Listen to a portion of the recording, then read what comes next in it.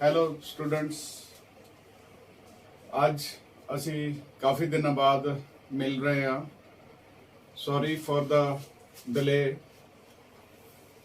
ਪਰ ਜਿਵੇਂ ਦੀ ਵਜ੍ਹਾ ਦੇ ਨਾਲ ਇਹ ਥੋੜਾ ਵੀਡੀਓ ਲੇਟ ਹੋ ਗਿਆ।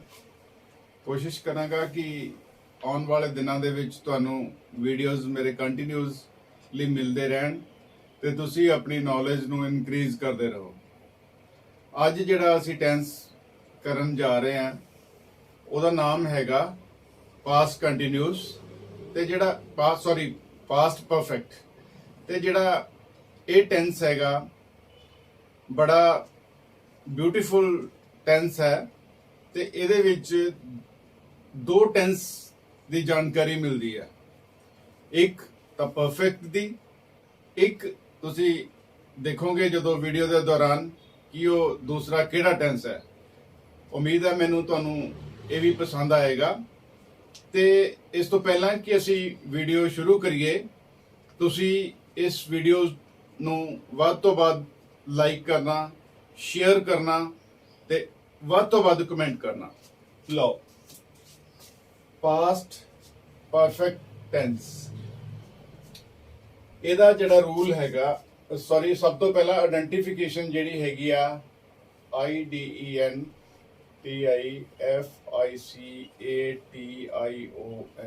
ਆਇਡੈਂਟੀਫਿਕੇਸ਼ਨ ਇਹਦੀ ਹੈ ਚੁੱਕਾ ਸੀ, ਚੁੱਕੇ ਸੀ,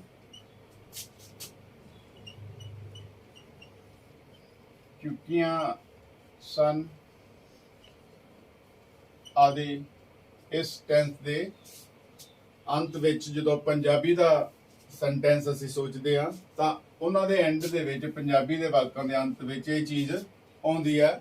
ਐਗਜ਼ਾਮਪਲ ਦੇ ਥਰੂ ਤੁਸੀਂ ਚੰਗੀ ਤਰ੍ਹਾਂ ਸਮਝ ਸਕੋਗੇ। ਤੇ ਇਸ ਤੋਂ ਬਾਅਦ ਜਿਹੜਾ ਹੈਗਾ ਰੂਲ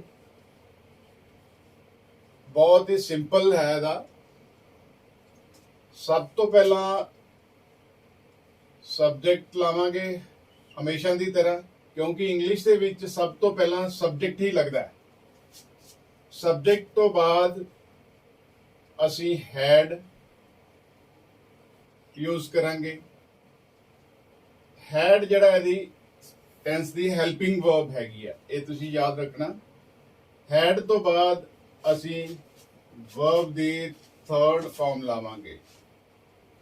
ਪਰਫੈਕਟ ਦੀ ਕੈਟਾਗਰੀ ਦੇ ਵਿੱਚ ਜਿਹੜੇ ਵੀ ਪਰਫੈਕਟ ਦੇ ਟੈਂਸ ਨੇ ਉਹਨਾਂ ਦੇ ਵਿੱਚ ਸਾਰਿਆਂ ਦੇ ਵਿੱਚ ਹੀ ਵਰਬ ਦੀ ਥਰਡ ਫਾਰਮ ਲੱਗਦੀ ਹੈ।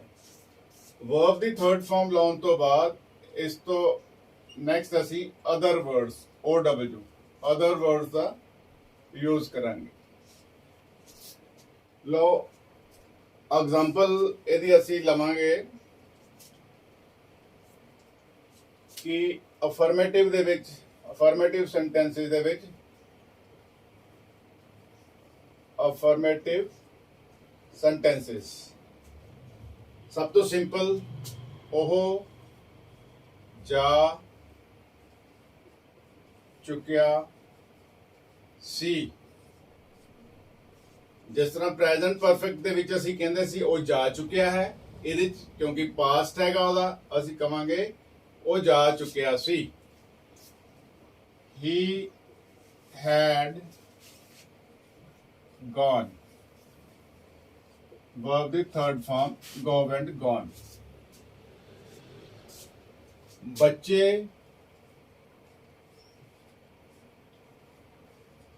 स्कूल जा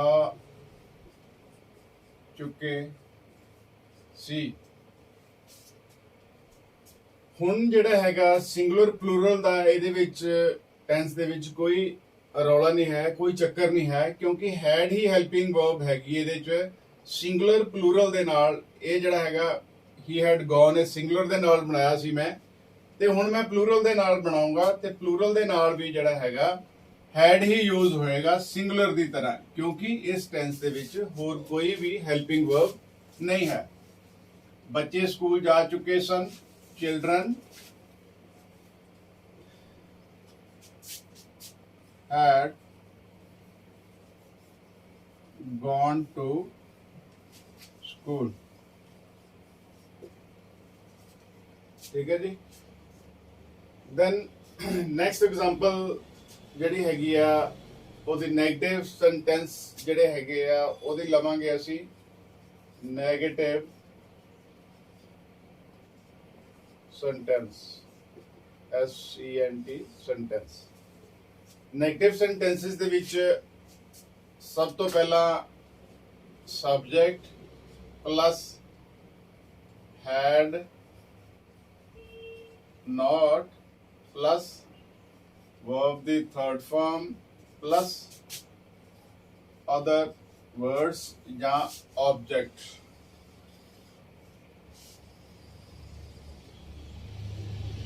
ये रूल है। Negative बनावांगे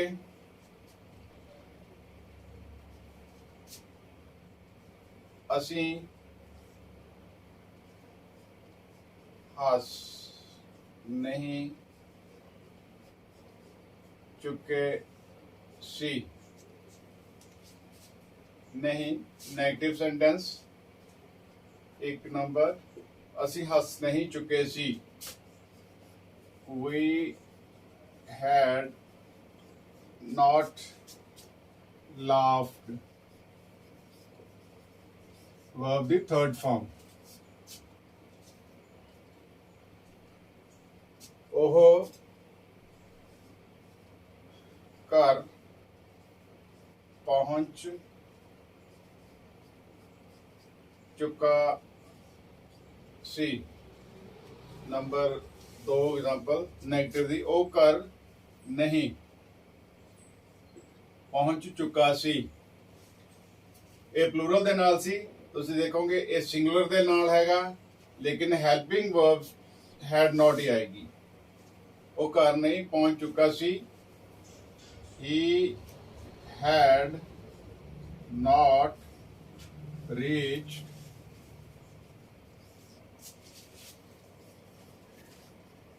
home। इस तो बाद जड़ा हैगा नेगेटिव तो बाद वारी आउंदी है इंटेरोगेटिव सेंटेंसेस दी। ROGATIVE interrogative sentences.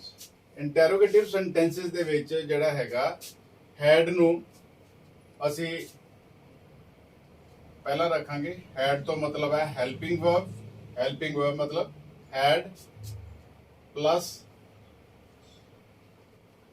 Subject plus V3 plus other words.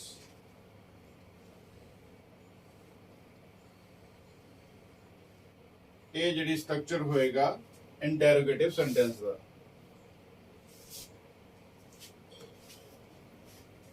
कि ओह पतंग उड़ा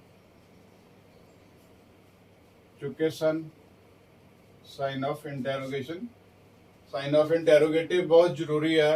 ये बहुत ख्याल रखना इस चीज का क्योंकि इंटेरोगेटिव जड़ा हैगा साइन ऑफ इंटेरोगेशन तो बाद ही बनता है। कि वह पतंग उड़ा चुके सन। Had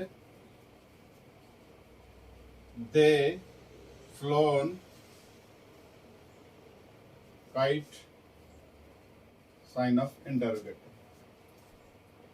helping verb subject verb the third form fly flew flown then objective part other words। Number 2 example असी लवांगे कि शाम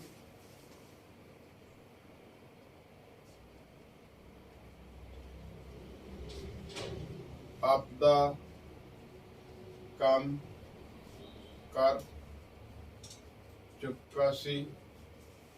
कि शाम आपदा काम कर चुका सी।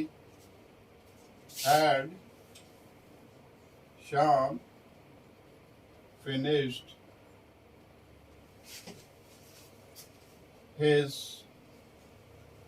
Work sign of interrogation. Interrogation interrogative sentence तो बाद जिहड़ा हैगा असी इंटरोगेटिव नेगेटिव देखांगे। Interrogative negative sentences. Interrogative negative दे विच नेगेटिव भी आएगा ते इंटरोगेटिव भी आएगा ते फर्क सिर्फ की रहेगा, सब्जेक्ट दे नाल नॉट लगेगा। जिस तरह इनू ले लेने असी, बच्चा की बच्चा रो नहीं चुका सी, sign of interrogation. Had child not wept,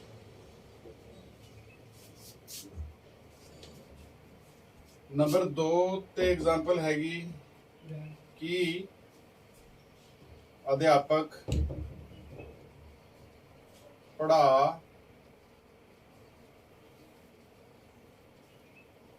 नहीं चुका सी, sign of interrogation. Had teacher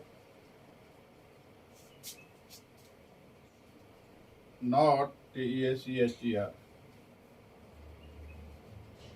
teacher not taught,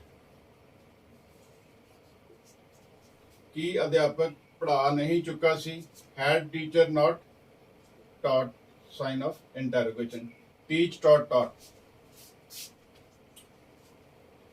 last जिहड़ी कैटेगरी इहदी हैगी आ ਉਹ कैटेगरी हैगी WH फैमिली दी। WH फैमिली दे सेंटेंसेस बहुत ज़्यादा यूज होंदे ने। WH फैमिली WH फैमिली दे विच जिहड़ा हैगा हमेशा दी तरह मैं तुहानूं दसदा हां कि वर्ड जिहड़े कि WH नाल शुरू होंदे हन, हू, वाई, वेयर, होम एटसेट्रा, असीं क्यों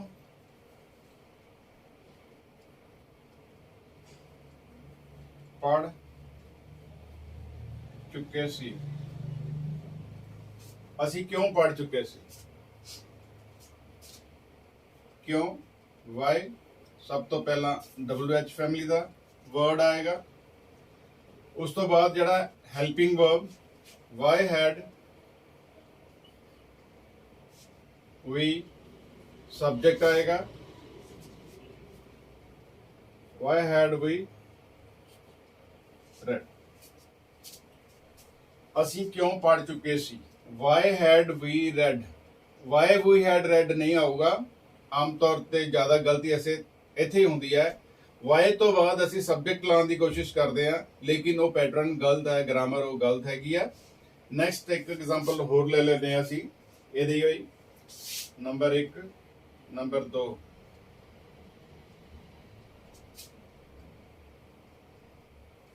ओह किथे जा चुके सी, ओ किथे जा चुके सी, सब्जेक्ट प्लूरल हैगा। जिस तरह मैं पहला दसिया कि प्लूरल होवे या सब्जेक्ट सिंगुलर होवे उहदे नाल कोई फर्क नहीं पैंदा। हैल्पिंग वर्ब साडी इत्थे हैड ही हैगी है, आ जिहड़ी हैड हैगा बहुत इंपॉर्टेंट है, ते हेल्पिंग वर्ब सेम ही लगेगी irrespective of singular and plurals. ओ किथे जा चुके सी, किथे का मतलब हैगा वेयर, हैड दे गॉन। ठीक हो गया जी।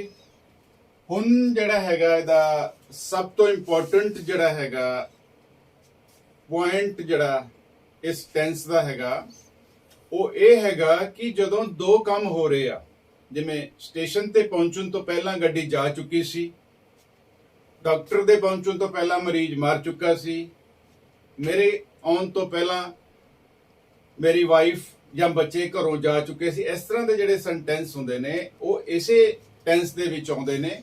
ਉਹਨਾਂ ਟੈਂਸਿਸ ਵਾਸਤੇ ਕੀ ਰੂਲ ਹੈਗਾ ਉਹ ਅਸੀਂ ਦੇਖਾਂਗੇ ਕਿ ਉਹ ਕੀ ਹੈਗਾ। ਜਦੋਂ ਦੋ ਕੰਮ ਹੋ ਰਹੇ ਹੁੰਦੇ ਆ, ਟਾਈਪ ਆਫ ਸੈਂਟੈਂਸ ਕੋਈ ਵੀ ਹੋਵੇ ਉਹਦਾ ਕੋਈ ਫਰਕ ਨਹੀਂ ਹੈਗਾ, ਲੇਕਿਨ ਇੱਕ ਦੋ ਐਗਜ਼ਾਮਪਲ ਮੈਂ ਤੁਹਾਨੂੰ ਦਵਾਂਗਾ। ਮੇਰੇ ਸਟੇਸ਼ਨ ਪਹੁੰਚਣ ਤੋਂ ਪਹਿਲਾਂ ਗੱਡੀ ਜਾ ਚੁੱਕੀ ਸੀ।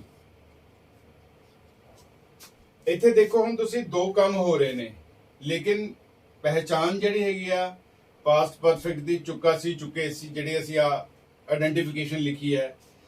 ਹੁਣ ਤੱਕ ਅਸੀਂ ਇਹਦੇ ਵਿੱਚ ਸਿੰਗਲ ਕੰਮ ਕੀਤਾ ਹੈਗਾ, ਪਰ ਇੱਥੇ ਜਿਹੜੇ ਹੈਗੇ ਦੋ ਕੰਮ ਹੋ ਰਹੇ ਨੇ। ਦੋ ਕੰਮਾਂ ਦੇ ਵਿੱਚੋਂ ਜਿਹੜਾ ਕੰਮ ਪਹਿਲਾਂ ਫਿਨਿਸ਼ ਹੋ ਗਿਆ ਉਹ ਅਸੀਂ ਹੈਡ ਨਾਲ ਬਣਾਵਾਂਗੇ, ਤੇ ਜਿਹੜਾ ਸੈਕੰਡ ਹੋਏਗਾ, ਸੈਕੰਡ ਸੈਂਟੈਂਸ ਕਹਿ ਲਓ ਜਾਂ ਸੈਕੰਡ ਕਲੌਜ਼ ਕਹਿਣਾ ਠੀਕ ਰਹੇਗਾ, ਉਹਨੂੰ ਅਸੀਂ ਪਾਸਟ ਇੰਡੈਫੀਨਿਟ ਦੇ ਵਿੱਚ ਬਣਾਵਾਂਗੇ। ਪਾਸਟ ਇੰਡੈਫੀਨਿਟ ਤੋਂ ਮਤਲਬ ਹੈ ਕਿ ਵਰਬ ਦੀ ਸੈਕੰਡ ਫਾਰਮ ਲਾਵਾਂਗੇ। ਜਿਸ ਤਰ੍ਹਾਂ ਮੇਰੇ ਸਟੇਸ਼ਨ ਪਹੁੰਚਣ ਤੋਂ ਪਹਿਲਾਂ ਗੱਡੀ ਜਾ ਚੁੱਕੀ ਸੀ। The train had left before I reached station. Before I reached station. ਆ ਇੰਪੋਰਟੈਂਟ ਹੈਗਾ। ਇਹ ਜਿਹੜੀ ਹੈਗੀ ਆ V2 ਹੈਗੀ ਆ, ਵਰਬ ਦੀ ਸੈਕੰਡ ਫਾਰਮ ਹੈਗੀ ਆ। ਇਹ ਸੈਕੰਡ ਕੰਮ ਵਾਸਤੇ ਯੂਜ਼ ਹੋਈ ਆ। ਜਿਹੜਾ ਕੰਮ ਪਹਿਲਾਂ ਫਿਨਿਸ਼ ਹੋ ਗਿਆ ਉਹਨੂੰ ਅਸੀਂ ਹੈਡ ਹੈਲਪਿੰਗ ਵਰਬ ਦੇ ਨਾਲ ਬਣਾਵਾਂਗੇ। ਜਿਸ ਤਰ੍ਹਾਂ ਬਣਾਇਆ, ਇਹ ਕੰਮ ਪਹਿਲਾਂ ਫਿਨਿਸ਼ ਹੋਇਆ। ਪਹਿਲਾਂ ਫਿਨਿਸ਼ ਹੋਣ ਤੋਂ ਮਤਲਬ ਕਿ ਟ੍ਰੇਨ ਪਹਿਲਾਂ ਜਾ ਚੁੱਕੀ ਸੀ, ਉਸ ਤੋਂ ਬਾਅਦ ਮੈਂ ਪਹੁੰਚਿਆ। The train had left, ਗੱਡੀ ਜਾ ਚੁੱਕੀ ਸੀ। Before I reached station. ਆ ਨੋਟ ਕਰੋ। ਸੈਕੰਡ ਐਗਜ਼ਾਮਪਲ ਇਹਦੀ ਲਵਾਂਗੇ।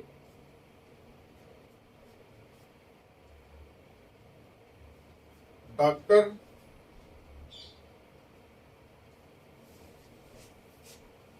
ਦੇ ਆਉਣ ਤੋਂ ਪਹਿਲਾਂ ਰੋਗੀ ਮਰ ਚੁੱਕਾ ਸੀ। ਡਾਕਟਰ ਦੇ ਆਉਣ ਤੋਂ ਪਹਿਲਾਂ ਰੋਗੀ ਮਰ ਚੁੱਕਾ ਸੀ। ਮਰ ਚੁੱਕਾ ਸੀ ਮਤਲਬ ਰੋਗੀ ਮਰ ਚੁੱਕਾ ਸੀ, ਅਸੀਂ ਫਸਟ ਰੱਖਾਂਗੇ। The patient had died before doctor reached. Before doctor reached. Arrived ਵੀ ਕਹਿ ਸਕਦੇ ਹਾਂ, ਲੇਕਿਨ ਇੱਥੇ verb ਦੀ ਸੈਕੰਡ ਫਾਰਮ ਰੱਖਣੀ ਹੈ। ਇੰਪੋਰਟੈਂਟ ਇਹ ਹੈਗਾ, ਨਾ ਕਿ ਕੁਝ ਹੋਰ ਇੰਪੋਰਟੈਂਟ ਆ। V2, we have to place V2 in this particular past perfect tense. First clause we have to make with had helping verb, then V2. ਉਮੀਦ ਹੈ ਕਿ ਮੈਨੂੰ ਇਹ ਤੁਹਾਨੂੰ ਬੜਾ ਅੱਛੀ ਤਰ੍ਹਾਂ ਸਮਝ ਲੱਗ ਗਿਆ ਹੋਵੇਗਾ। ਇਹਦੇ ਵਿੱਚ ਜਿਹੜੀ ਆ ਸੈਕੰਡ ਵਾਲੀ ਹੈਗੀ ਆ, ਆਮ ਤੌਰ ਤੇ ਇਹ ਤਾਂ ਬਹੁਤ ਸੌਖਾ ਹੈਗਾ, ਲੇਕਿਨ ਆ ਜਿਹੜੀ ਚੀਜ਼ ਹੈਗੀ ਆ, ਜਦੋਂ ਦੋ ਕੰਮ ਹੋ ਰਹੇ ਨੇ ਉਦੋਂ ਸੈਕੰਡ ਕੰਮ ਵਾਸਤੇ V2 ਦੀ ਇੰਪੋਰਟੈਂਸ ਬਹੁਤ ਜ਼ਿਆਦਾ ਹੈਗੀ ਆ। ਆਮ ਤੌਰ ਤੇ ਬੱਚੇ ਇੱਥੇ ਗਲਤੀ ਕਰਦੇ ਨੇ, ਤੇ ਇਹ ਟੈਂਸ ਨੂੰ ਵੀ ਤੁਸੀਂ ਹਮੇਸ਼ਾ ਦੀ ਤਰ੍ਹਾਂ ਪਹਿਲਾਂ ਦੀ ਤਰ੍ਹਾਂ ਲਾਈਕ ਕਰੋ, ਸ਼ੇਅਰ ਕਰੋ, ਤੇ ਜੇ ਨਹੀਂ ਸਮਝ ਆਇਆ ਤਾਂ ਮੈਨੂੰ ਕਮੈਂਟ ਦੇ ਰੂਪ ਵਿੱਚ ਦੱਸੋ। ਅਗਰ ਜੇ ਕੋਈ ਇੰਪਰੂਵਮੈਂਟ ਕਰਨ ਦੀ ਕੋਈ ਲੋੜ ਹੈਗੀ, ਤੁਹਾਡੇ ਸੁਝਾਅ suggestions all are welcome. Thank you.